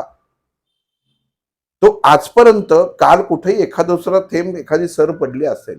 पुण्यामध्ये पाऊस नाही. म्हणजे ही काळजी कोणी घेतली? त्या पांडुरंगांनी आणि त्या माऊलींनी घेतली. मग ही ह्याला म्हणतात अनुभूती. ही अनुभूती झाली की त्या पांडुरंगांनी त्याला काळजी आपल्या भक्तांची. पाणीही ओसरलं, सगळं आलं, सगळं व्यवस्थित झालं. आज पहाटे पुण्यातनं पालख्याही मार्गस्थ झाल्या. मग परमेश्वर काळजी घेत असतो. असं कोण म्हटलं की अमुक मी जास्त पैसे देतो मग पाऊस थांबेल? नाही. त्याची चक्रच फार मोठी आहेत आणि ही आपण समजून घेत नाही. हे आपलं अध्यात्मातलं सगळ्यात मोठं दुर्दैव आहे. आपण मग त्या ह्याच्याबरोबर ते महाराज आले, मग त्यांच्या गळ्यामध्ये हार घाला, मग तुरे घाला. आता गुरुपौर्णिमा आहे, ते चालूच होईल सगळी ठिकाणी. मठांमध्ये गर्द्या चालू होतील, गुरुपौर्णिमेचे कार्यक्रम सगळे. घरातलं काय? जो घरात आहे 12 महिने त्याचं काय? बाहेर काय वेगळं आहे? घरात का तुम्ही ते तुमच्या घरामध्ये ते अन्न तो प्रसाद शिजू शकत नाही का? का जो तिथं शिजतो तो मग तिथं द्यायचं की गुरुपौर्णिमेची देणगी इथं स्वीकारली जाईल. गुरुपौर्णिमेच्या याच्यात कधी विचारतोय की तुम्ही काय केलं, कशाचं काय केलं? तुम्ही म्हणाल कदाचित हा तुम्ही विषयांतर अध्यात्मातनं वेगळा करून मार्ग नेतोय, पण हे वास्तव आहे जे दुर्दैवाने मनुष्य आज त्या या परिस्थितीत वावरतोय आणि अध्यात्मापासून दूर जातो आहे. तुम्ही घरात गुरुपौर्णिमा आहे ना, ठीक आहे, कुठेही जाऊ नका, घरामध्ये ना पारायण करा, कशाचंही करा, असं काही नाहीये. अगदी अंधारातनं उजेडात नेणारे म्हणतात ना, घ्या. आपण अंधारात, मुळात आपण अंधारात नाही हीच जाणीव ठेवा ना. काहीतरी थोडीशी अडचण आली, थोडासा प्रॉब्लेम झाला की मनुष्य लगेच गडबडून जाऊ नये. रोज तुम्हाला गोड खायला दिलं तर तुम्ही म्हणाल की नाही रोज गोड नको मला. परिस्थिती नीट समजून घ्या. त्याच्या पाठीमागं अमुक हे दिलंय आणि धागे दोरे अंगाऱ्यांच्या मागं तर जाऊच नका. खाण्या अगोदर विचार करा, ह्याच्यात केमिकल असेल तर आपल्याला घशाला त्रास होतो. हे तुम्ही नीट मुद्दामून अंडरलाईन करून ठेवा की सध्या हे खूप प्रॉब्लेम आहेत. एक मॉडेल कॉलनीतल्या डॉक्टर आहेत ओळखीच्या, त्या मला म्हणाल्या की सध्या जास्त सगळ्यात प्रॉब्लेम हा आहे की आपण गेलो की बघा, आपल्या लहानपणापासून आईने सवय लावलेली असतो, पण तेव्हाच्या अंगार आणि आत्ताच्या अंगारात फरक आहे. पण आपण ते पुढे कॅरी करतो की मी बचकाभर खा, तूही बचकाभर खा. आणि त्या मुलाला रोज सांगतो, शाळेत जायच्या अगोदर महाराजांना नमस्कार करायचा, तो अंगारा लावायचा, म्हणजे तुला काही होणार नाही. मग ते मुलगा लहानपणापासून विकलांग होत जातो मानसिकरित्या, आणि त्याला तो त्याच्यावरती डिपेंडेबल राहतो की मी अंगारा लावला की म्हणजे मला काही होणार नाही, आणि त्याचा सेल्फ कॉन्फिडन्स जातो. ह्या गोष्टी घरातनं हटवायला पाहिजेत. हे नको आहे. आणि दुसरं, ज्या तऱ्हेने आपण या घरात गोष्टी आई वडील जमा करतायत ह्या पहिल्या काढून टाका. आई वडिलांपासून सुरुवात करणं गरजेचं आहे. मग कृष्णाने जसं सांगितलं ना की आई वडिलांच्या पायाशी स्वर्ग आहे, तर तो आहे. त्याच्यामध्ये त्यांनी प्रमाण दिलेलं आहे. ते कर्माच्या अनुसरून तुम्ही वाईट कर्म केलं तर तुम्हाला शिक्षा ही नक्की आहे, आणि प्रत्येकाला माहिती असतं. मी काही केलं नाही हे सगळेच म्हणतात, मी काहीच केलं नाही, मी माझ्या आयुष्यात सगळ्यांचं कोणाचं वाईट चिंतलं नाही, मी कोणाच्या आध्यात नाही, मध्यात नाही, असं सगळं असतं. कसं कळलं तू कोणाच्या आध्यात नाही, मध्यात नाही? हा कळलं कसं कोणाच्या त्याच्यात नाही. ज्या ठिकाणी हे सेवेकरी असतात ना, गुरूंचा आदर 100% करावा. गुरूंचा आदर 100% करावा, पण द्रोणाचार्यासारखा सुद्धा गुरु नसावा. त्यांनी काय केलं, आपण काय असतं, आपण काय घ्यायचं ना, हे आपल्याला ज्ञानाच्या मार्गाने खूप शिकण्यासारख्या गोष्टी असतात. एकलव्याचा अंगठा कापला, आपल्या लहानपणापासून आपण 1 मार्क प्रत्येकाने मिळवलेला आहे, प्रत्येकाने. की द्रोणाचार्यांनी कोणाचा अंगठा कापायला मागितला, की एकलव्य, की आपला 100% 1 मार्क पेपर मधला फिक्स असायचा. मग उत्तम गुरु असेल, आपण कधी असा विचार केलाय की तो जर स्वतः गुरुवर विश्वास असेल, तर त्यांनी त्याचा अंगठा म्हणजे त्याचं सर्वस्व हिरावून घेतलेलं आहे. मग योग्य गुरु तो झाला की जे भगवंतांनी नंतर आचार्य द्रोण जेव्हा होते, तेव्हा त्यांचा मृत्यू जवळ आला, तेव्हा त्यांना आठवण करून दिली. सांगायचं तात्पर्य, आपण नुसतं याच्यावर सिरियल किंवा ते बघायचं नाहीये. गुरु कोणाला करावं ना, हे सुद्धा महत्वाचं आहे. हे सुद्धा भगवद्गीता सांगतेच, पण आपल्यालाही कळलं पाहिजे. स्वार्थासाठी त्यांनी काढून घेतलं. अंगठा मला गुरुदक्षिणा म्हणून अंगठा दे, त्या विचारानं दिला. पण आज अख्खच तुमच्या घरातनं मागून घेतात. सगळंच द्या घरातलं. पैसे द्या, दागिने द्या. दुर्दैवाने घरातल्या इतर लेडीज पण द्या. हे आज दुर्दैवाने बोलायला लागतं. इतकी भयान अवस्था आज आहे. की सेवेसाठी चालली आहे, याच्यासाठी चाललंय. डोळे उघडून ठेवा, डोळे उघडे हे करा. अमुक ह्याच्यामुळं माझं काम झालंय, तमुक ह्याच्यात झालं. एक झालं ना की त्याला त्याच्या पाठीमागे दुसरा उभा असतोच. हे करू नका. म्हणजे किती वेळा ह्या गोष्टी आपण, आणि ह्या आधी किती ठिकाणी गुरुपौर्णिमा साजरी केली जायची. आधीची पद्धत बघा, आत्ताची पद्धत बघा. हे सगळं नीट पहा. आपण आरास करतो, छान फुलांची सजावट करतो, उत्तम करतो. सगळं मंडईतलं दत्त मंदिर आहे, त्याचीच आजार टीव्हीवर दाखवतात, पेपरमध्ये येतं की दत्त जयंतीनिमित्त दत्ताचं अतिशय उत्तम सजावट झाली किंवा सगळ्या गोष्टी झाल्या. ही सजावट झाली, तत्व कुठे आहे? कधी बघितलेत? जी मूळ तत्व आहेत, मूळ तत्व तिथं अशा सजावटी असतात. मूळ तत्वापाशी आपण कधी गेलेलो आहोत? ज्या नर्मदा जिथनं प्रगट पावते, उगम पावते, त्या अमरकंटकच्या इकडे पुढं केवढंच आहे, आपण कधी विचार करतोय एवढा मोठा कसा विशाल प्रवाह निर्माण होतो. मग मुळापाशी गेलं की काय होतं? दुसरी गोष्ट अशी झाली आहे की दत्त म्हणजे गुरुपौर्णिमा आणि दत्त हे एक समीकरण जोडून टाकलेलं आहे. की गुरुपौर्णिमा आली की अमुक दत्त संप्रदायाचं याच्यामध्ये थोडा अभ्यास करा. शिवाशी निगडीत आहे, शंकराशी निगडीत आहे. गुरुपौर्णिमा ही शंकराशी निगडीत केली गेली, जो उत्पत्ती आणि लय ह्याचा स्वामी आहे. अभ्यासाने तुम्हाला त्याच्यामध्ये कळून जाईल. आपण ठीक आहे, दत्तात्रयाच्या याच्यामध्ये उत्पत्ती स्थितीलय ब्रह्मा विष्णुमय ह्या तिन्ही तत्वांचे असलेले स्वामी आहेत, पण मुळामध्ये शिवाची आराधना ही उत्तम आराधना ही गुरुपौर्णिमेला मानली गेलेली आहे आणि हे झाकोळलं गेलेलं आहे. तुम्ही ह्या गुरुपौर्णिमेला शंकराची उपासना करा, बघा तुम्हाला काय वेगळं जाणवतं. दत्ताची करताना तुम्ही किंवा इतर याची करताना तर शंकराची करा. शिव उपासना करा. रामाचे गुरु आणि गुरूंचे गुरु, बघा गंमत कशी. रामाचे गुरु शंकर होते आणि शंकरांचे गुरु राम होते. म्हणजे किती हा हे होता, गंमत होती.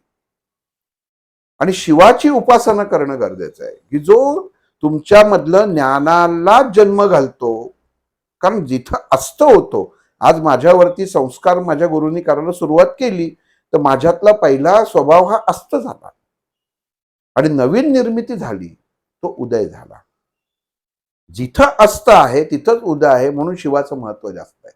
आणि शिव उपासना ही मुद्दामून करावी. ही वेगळी एक गुरुपौर्णिमा तुम्ही साजरी करून बघा. जर तशी केली तर तुम्हाला, आपण म्हणतो ना की जर एखादं गणिताचं सूत्र जर योग्य वापरलं तर गणित सुटणार आहे. मग तसं उत्तम शिव उपासना करा. बघा तुम्हाला ह्या एक गुरुपौर्णिमेला फळ काय मिळते. फळ म्हणजे तुम्ही म्हणाल की मला पैसे मिळाले, माझं असं झालं, ते नाही. मानसिकतेत काय बदल होतो हे तुम्हाला कळणं गरजेचं आहे. ज्याच्या मानसिकतेत बदल झाला ते योग्य. मी रोजच विचार करत असतो की पुढारी वगैरे जे सगळे असतात, ह्यांना हे कुठलं काय, यांची ग्रहदशा काय असते. यांना आपण थोडंसं व्हायरल झालं की आजारी, हे सगळे विधानसभेत असतात, अमुक असतात, तमुक असतात. काय आहे यांचं? पण शेवटी माणूस मनुष्यच आहे तो पण. आपण पंतप्रधानांचं बघावं, मानसिक ताकद किती स्ट्रेंथ आहे. ग्रहांचा त्यांचा अभ्यास केला तर असं कळत नाही, प्रत्येकाला ग्रहाचे दोष कमी जास्त हे होतच असतं. इनर स्ट्रेंथ, 4 वाजता उठून स्वतःच्या देहाचा केलेला उत्तम अभ्यास, ती स्ट्रेंथ आणि ते तेज त्यांच्या चेहऱ्यावर दिसतं. मग कोणी त्याच्यामध्ये अमून काही ते काही वेगळं काही त्याच्यात काही हे करत नाही. साधना, योग ह्याच्या अनुषंगाने प्रत्येक गोष्ट साधली जाते. कित्येक गुरु आहेत असे, सांगा बरं, की जे म्हणतात तुम्हाला आलास ना की 12 सूर्यनमस्कार घाल, इथे येऊन प्राणायामाला बस. आहेत कोणी गुरु तुमच्या ओळखीचे असेल तर कमेंट्समध्ये नक्की सांगा की मी ह्या मठात जाते आणि तिथे गेल्या गेल्या प्राणायाम घेतला जातो, तिथं गेल्या गेल्या रामरक्षा घेतली जाते आणि आम्हाला सूर्यनमस्कार घातले जातात. रामदास स्वामींच्या इथं, श्रीधर स्वामींच्या इथं का केलं जायचं आहे? सावरकरांच्या इथं का केलं जायचं आहे? हे आलं पुढं, समाजापर्यंत आलं का ह्या गोष्टी? तिथं रोज भेटायला लागले, त्याच्यामध्ये तुला बाबा आधी दाखव. आजही आपण म्हणतो की जे राष्ट्र कार्य करतात किंवा प्रत्येकाचा समज गैरसमज वेगळा असतो, पण हे भिडे सर आहेत, संभाजी भिडे सर आहेत. आज त्यांचं वय किती, तरी रोज जोर बैठका काढतात. असं ऐकलंय त्यांनी कुठल्या हातात पाचू, अंगठी किंवा काही घातलेलं आहे किंवा काही कुठं, तरी अख्ख्या किल्ल्यांवरती वगैरे सगळं कुठेही फिरत असतात. कुठल्या गोष्टी, गंडे, त्यांच्या गळ्यात माळा, कवड्याच्या माळा घातलेल्या आहेत, मोठमोठे खडे घातलेले आहेत त्याच्यामध्ये, कुठंच नाहीये. मग तरी परमेश्वराने त्यांना सुखी कसं काय ठेवलेलं आहे? कारण सुख कशात आहे हे आपल्याला कळत नाही, आपण ते स्वीकारत नाही. आपल्याला फक्त सगळं छान शौकी लागतं, ह्याला आपण सुख म्हणतो. हीच आपली सगळ्यात मोठी शोकांतिका आहे. अध्यात्मामध्ये मला जर चांगलं मिळालं, मला लाडू मिळाला, मला प्रसाद मिळाला, आमच्याकडे सगळं उत्तम झालं, मी सगळी अत्तरं सगळी लावली, म्हणजे आमच्या घरातला कार्यक्रम उत्तम झाला नाहीये. तुम्ही उलट त्याच्यापासून लांब जात आहात, कुठेही त्याच्यामध्ये लांब जात आहात. माऊलींना कुठं स्नान घातलं जातं? नीरा नदीमध्ये घातलं जातं. तिथं त्यांची पादुकांना स्नान घातलं नीरा नदीमध्ये. तिथं असं होतं का हो की नाही आज माऊलींचा नीरा नदी नाही, आमच्या आज मी लाखोपती आहे, किती मोठे कारखानदार असतील त्यांच्या घरी होतं स्नान, का नाही होत? कारण जे पवित्र आहे, वाहतं आहे, तिथंच ते स्नान होतं, म्हणजे ते पवित्र आहे. मग तो आज हे करत नाही. असं कधी ज्ञानेश्वरांचा अभ्यास करताना केलं? समाजाने टाळलेलं, घरासमोरनं आलेले परत लोक आंघोळ करायची, अशा व्यक्तीचं आज दर्शन घेण्यासाठी लोक झुंबड करतायत. त्याच्यासाठी त्या माणसाला, त्या माऊलींना स्वतःचा 16व्या 21व्या वर्षी समाधी घ्यायला लागली. मग आज काय, जेव्हा लोकांनी वाळीत टाकलं, आज कधी एकदा दर्शन होते असं झालेलं आहे. पण मधला आपण स्वाध्यायाचा अभ्यास करतो. किती जणांकडे पसायदान माहिती आहे? तारक मंत्र रोज म्हणा, त्याच्याबद्दल काही म्हणत नाहीये, पण पसायदान पण मुलांना शिकवा ना. ज्याच्यातनं शिकवण आहे, तुम्ही काहीतरी घेऊ शकता. पण असं आजतागत एका गुरुनी सांगितलंय, एका तरी गुरुनी सांगितलंय का की पसायदान बाबा रे रोज 11 वेळा वाच, तुझं चांगलं होईल? आम्ही पालखीला जातो, इथनं सासवड पर्यंत जातो, पुढं जातो, मग त्याच माऊलींनी जर पसायदान दिलंय ते तुम्ही स्वीकारत का नाही? त्याच्यावर विश्वास नाही तुमचा? एकाने तरी सांगावं, एकाने. हा व्हिडिओ बघणार एकाने सांगावं की आमच्या गुरुंनी मला सांगितलं रोज 11 वेळा पसायदान म्हणत जा, 21 वेळा तारक मंत्र म्हणा, 101 वेळा म्हणा, यांचं नाव घ्या. ज्ञानेश्वर माऊलींचं नाव कधी घ्यायला सांगितलेलं आहे? माऊलींचं नाव घ्यायलंय.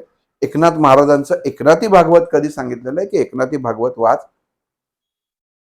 नामस्मरणच आहे ना. एकनाथी भागवताचा अभ्यास करणं नामस्मरण आहे, ज्ञानेश्वरी वाचणं नामस्मरण आहे, तुकाराम महाराजांची गाथा वाचणं नामस्मरण आहे.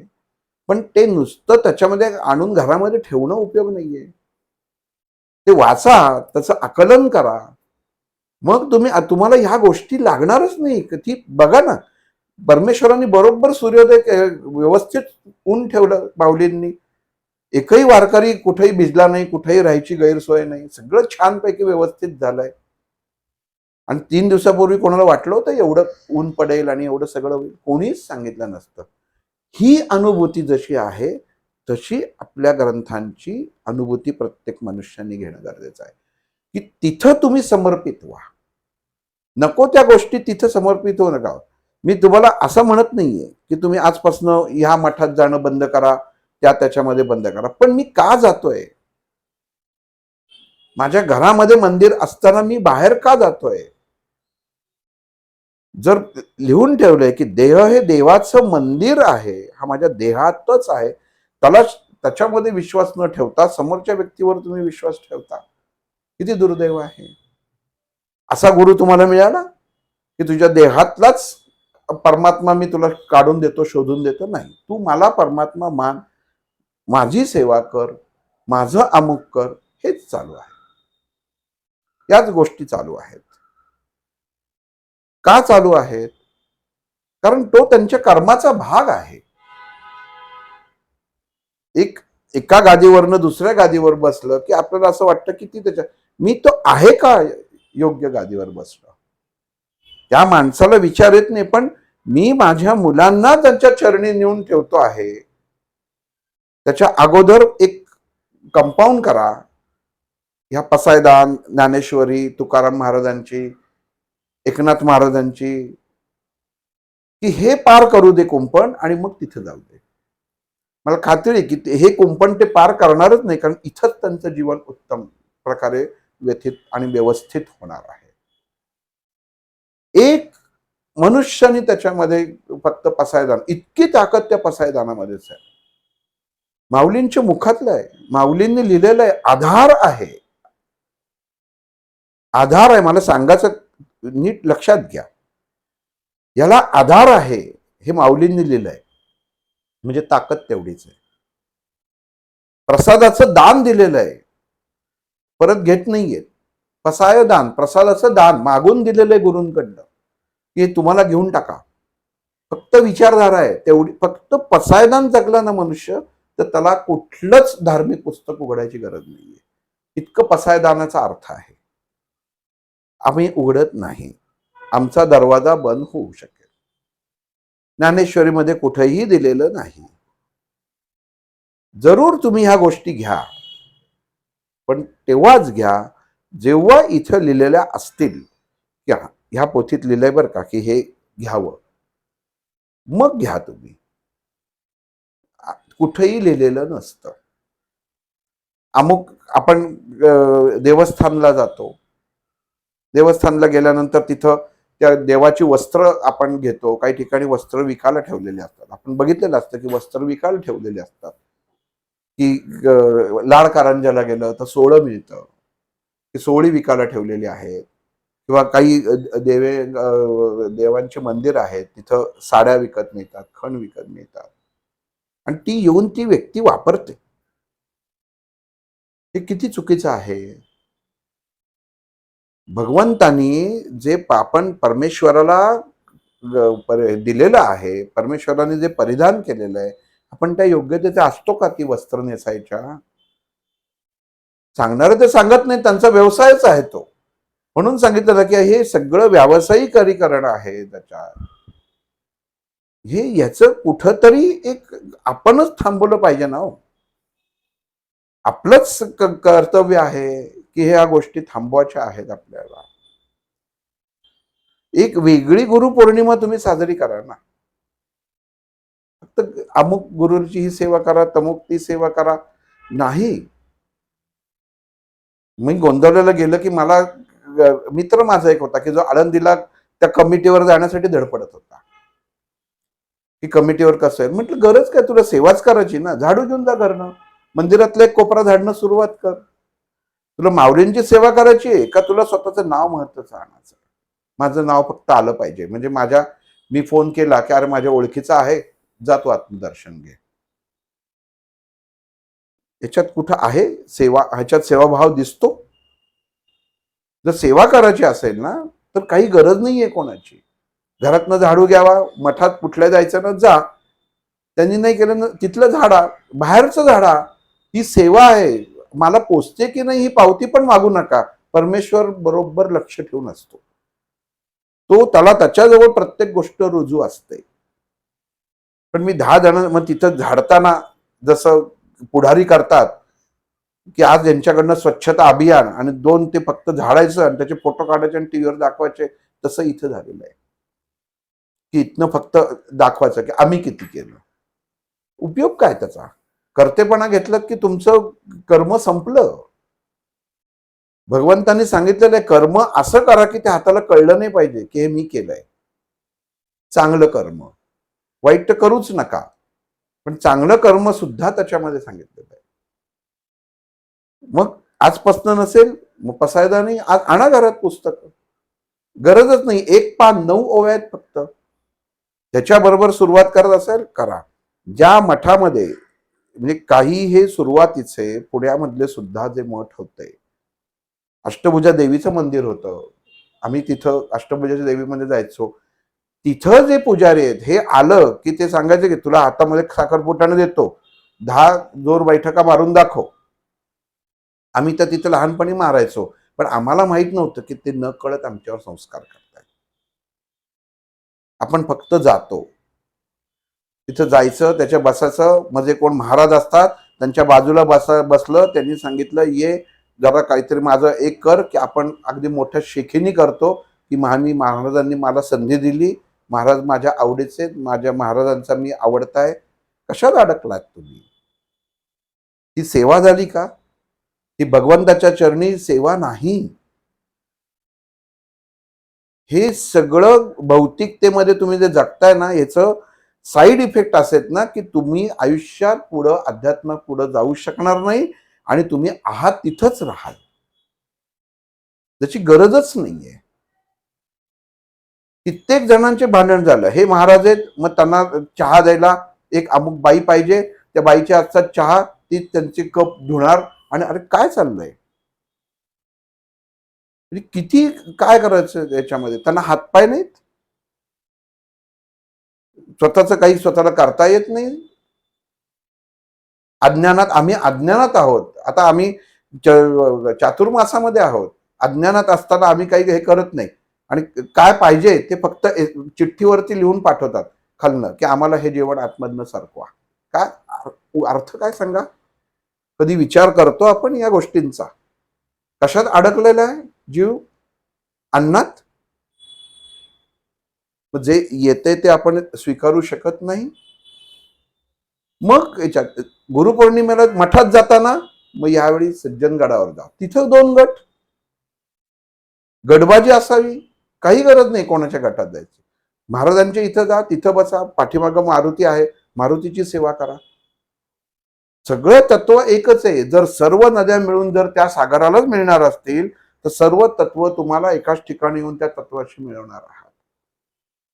करा की पारायण. दरवर्षी तुम्ही याच्यामध्ये हे करताना ह्या वेळेपासून पारायण करा. ज्ञानेश्वरीचं पारायण करायला लागा. बघा गुरुपौर्णिमेला सगळे मिळून ज्ञानेश्वरी करतात का? आम्हाला त्यातनं काही मिळतच नाही ना. ज्ञानेश्वरीतनं काय मिळणार आहे? काहीच मिळणार नाही. पण ह्यांनी सांगितलं की अमुक कर आणि ही दक्षिणा दे आणि हा नारळ मी तुला देतो, तुझं भलं होईल. कसं शक्य आहे? कसं शक्य आहे? आपण हा साधा इतके आपण अज्ञानी झालोय का? डोळे कृपया उघडणं गरजेचं आहे. वेळ गेली ना की याच्यामध्ये कोणीही तुम्हाला वाचवणार नाही. आणि मग ह्यांनी आपल्या घरात काय होतं, आपण एखादी उत्तम कंपन्या आपल्यात जे असतात ना, स्वतःची ऊर्जात्मक अवस्था ती सुद्धा आपण गमावून बसतो. म्हणून घरामध्ये सगळ्यात जास्त प्रॉब्लेम आहे दादा इवन त्याच्यात. तेच मी सांगतो, गुरुपौर्णिमेच्या आधी उपासना करणार, ते पोथी वाचन असतं, जवळजवळ एक हफ्ता 7 दिवसाचं पारायण वगैरे असतं. इतकं छान घरामध्ये वातावरण बनवतात, इतकं छान मनस्थिती बनते. पण गुरुपौर्णिमेच्या दिवशी जाऊन 4 तास लाईन मध्ये उभे राहणार आणि तिकडे काय करणार तर गप्पा मारणार. गप्पा मारणार. खरंच आहे. त्याचं हे दुर्दैव तेच सांगतोय की तुम्ही तुमच्या घरात मंदिर असताना बाहेर का जाता आणि फक्त भीतीपोटी जाता, ह्याच्या व्यतिरिक्त दुसरा शब्दच नाही. मी गेलो नाही तर ते रागवतील, मग तो आला नाही मग ते चिडतील.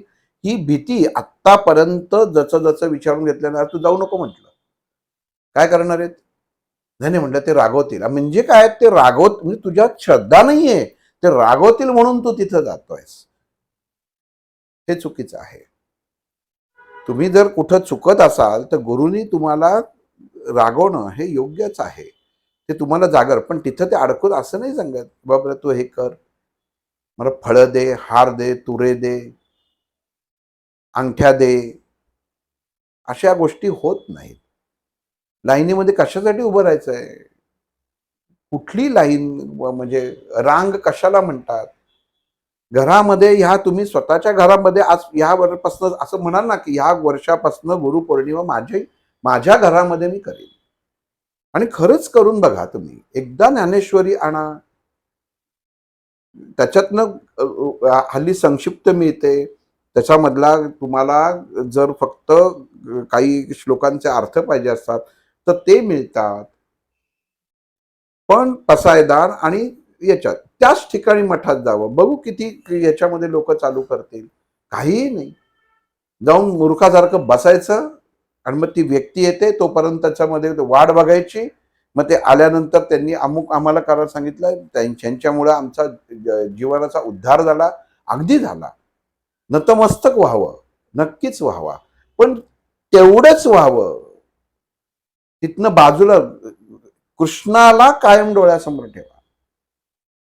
एक काम केल्यानंतर तो परत तिथं अडकला नाही, तो तिथनं पुढे गेला. असं कधी कृष्णाच्या जीवनामध्ये वाचायला मिळणार नाही की तिथनं त्यांनी काम करत पुढे गेल्यावरती परत तो रिटर्न आला. ते नाही. आपला भाग तिथं आहे, तिथं केला. आणि त्यांचं कार्य असेल तर ठीक आहे, नामस्मरण जरूर करा, पण फोर्स नसावा की हे केलं नाही तर ते हे होईल आणि ते केलं ते होईल, हे नसावं. ज्योतिषाचे असेल तर त्या ज्योतिषावर विश्वास ठेवून पूर्ण श्रद्धेने करा, तो एक भाग करा. पण मी अमुक करतोय आणि त्याचे सगळं होऊन जाईल, नाही होणार. तेवढी ताकद हवी. आणि अडकलात तर निघणार नाही. कुठल्याही वस्तू घेऊ नका, एकही वस्तू घेऊ नका. तुम्हाला कधीही, आणि नाहीतर मला तुम्ही घेतलेल्या वस्तूंमुळे हा फायदा झाला हे तरी सांगा. नक्कीच कमेंटमध्ये सांगा की मी अमुक अमुक त्याच्यामध्ये घेतलं आणि मला हा फायदा झालेला आहे. पैशाचं सोडून द्या, हे आपण पैशाचं तिथं सगळ्याच गोष्टी पैशाशी जोडतात, तसं त्याच्यामध्ये होत नाही. मानसिक शांतता आहे का? मानसिक विकास झालेला आहे का? घरातली मुलं वाया गेली, कित्येक जण सांगतात आमचे मुलं वाया गेलेली आहेत, मुलं होत नाहीत, लग्न होत नाहीत. एवढं एकच गोष्ट त्याच्यामध्ये फक्त असते. पण जेव्हा त्याच्यात मुळाशी जातं की तेव्हा कळतं की जेव्हा स्थळ येतात तेव्हा हे नाही म्हणलेले असतात, त्यांच्या अपेक्षा जास्त असतात.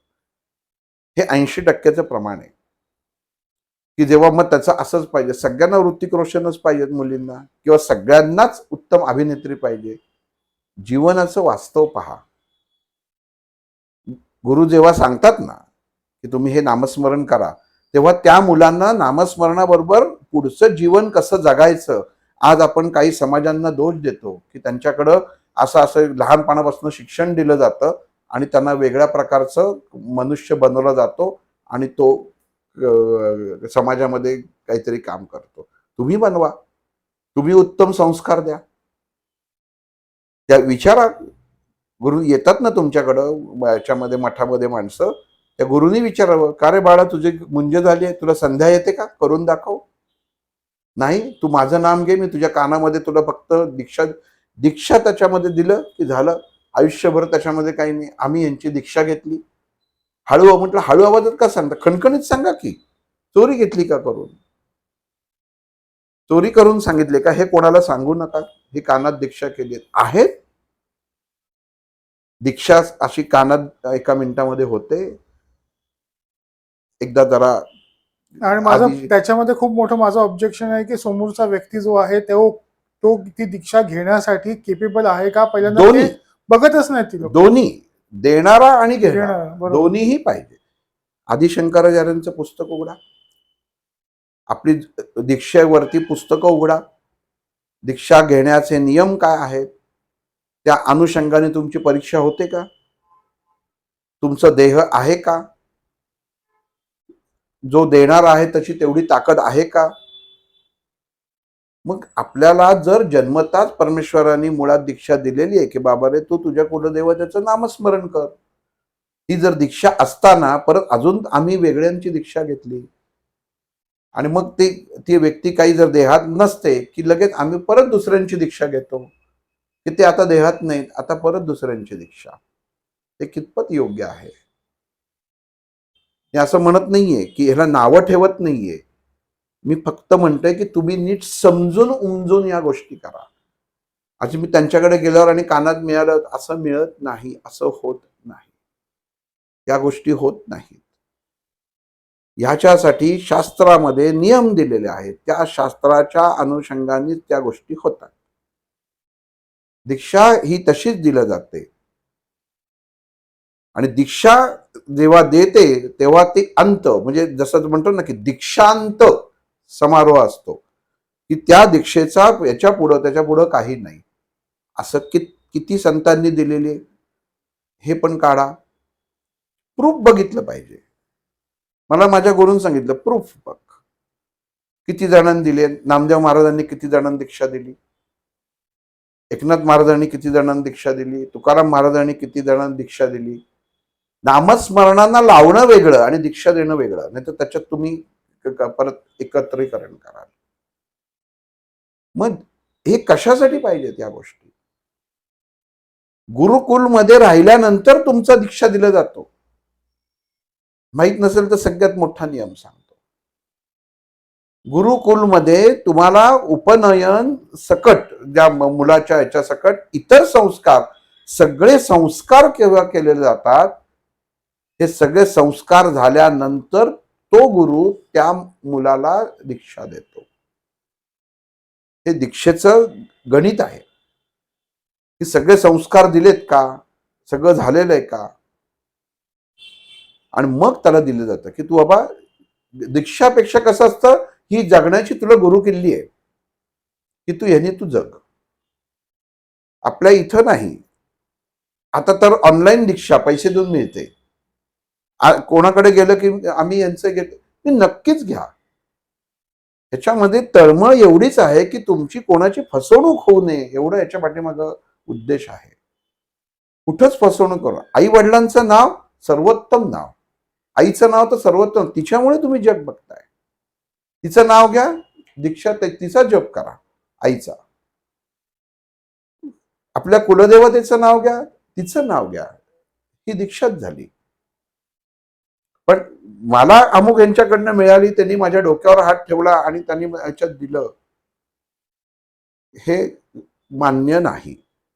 हे तुम्ही कितीही जरी केलं, त्याला किती विरोधभास झाला तरी हे मान्य नाही. ह्याच्याबरोबर तुमच्या घरामध्ये आध्यात्मिक संस्कार काय केले हे महत्वाचं आहे.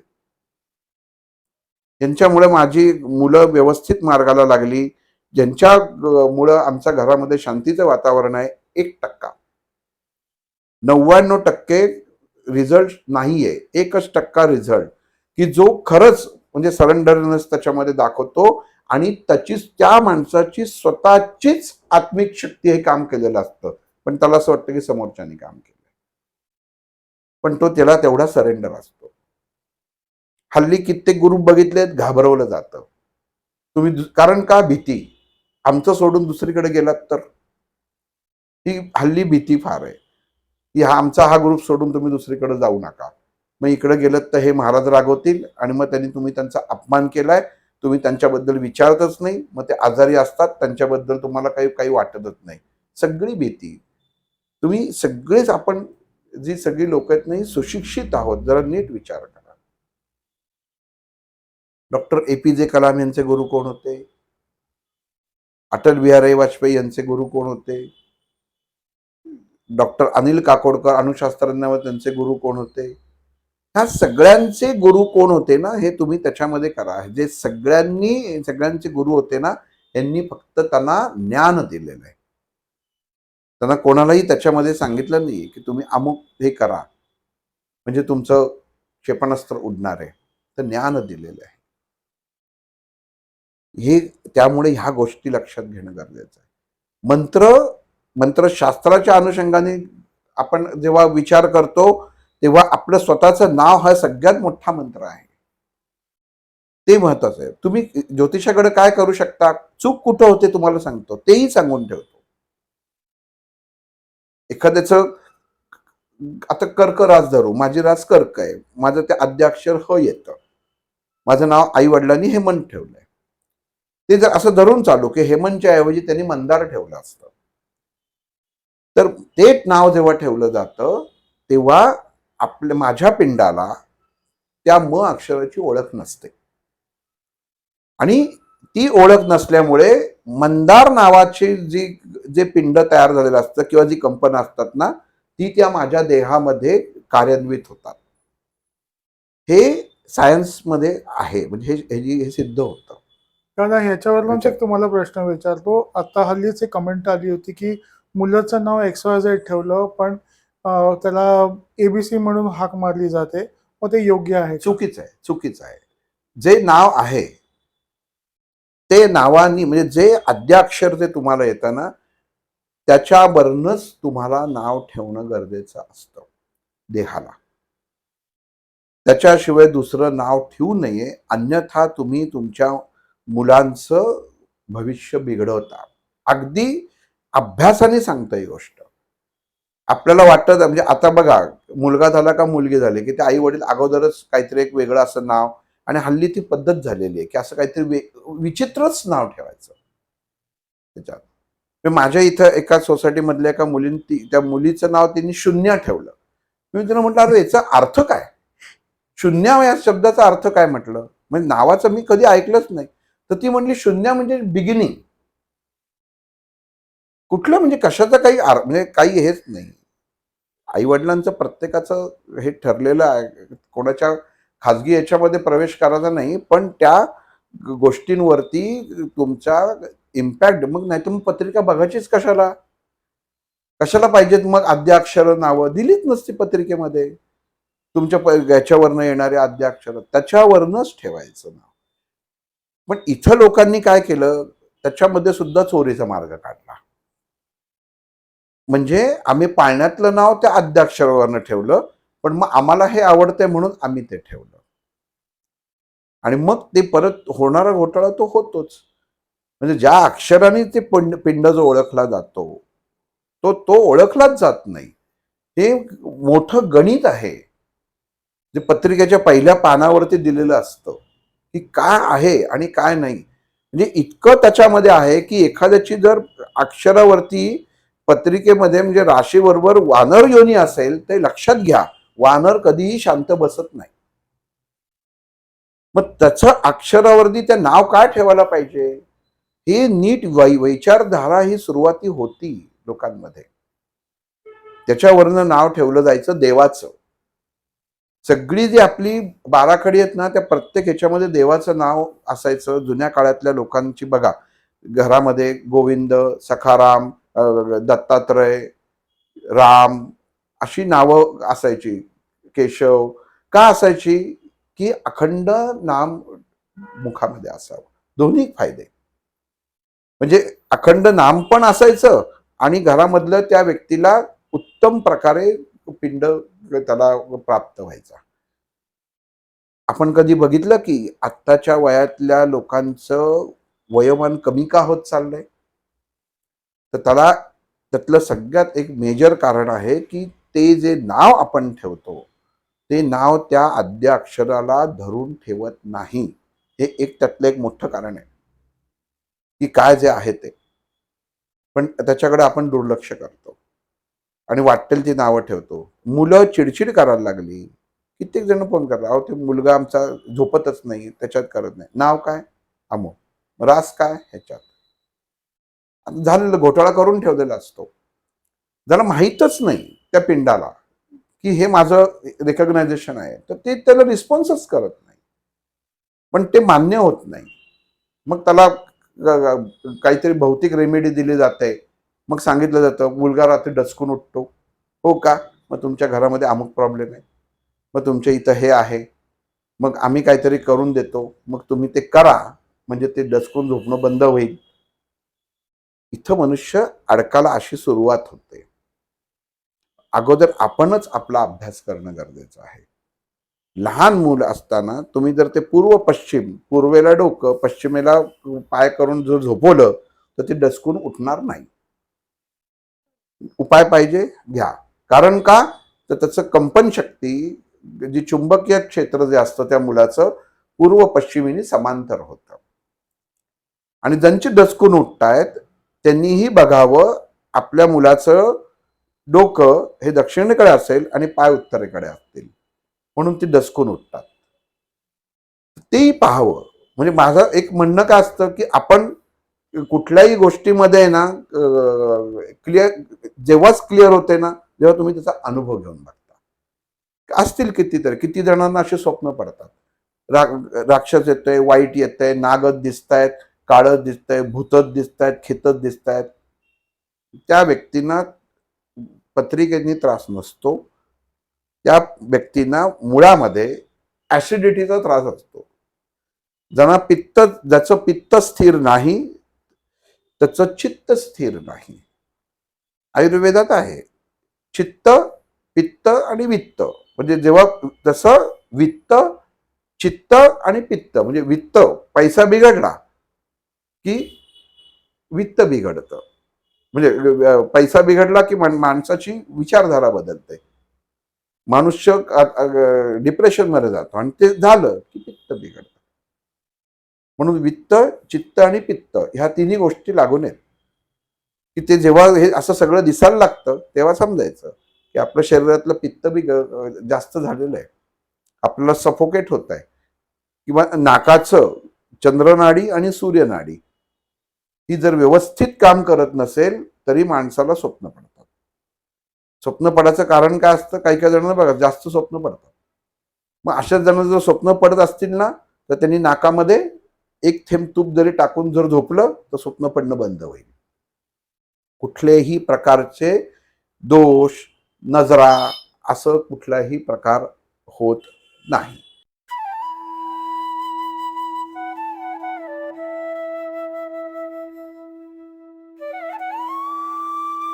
अध्यात्मावर अशीच माहिती मिळवण्यासाठी देव माझा चॅनलला सबस्क्राईब करा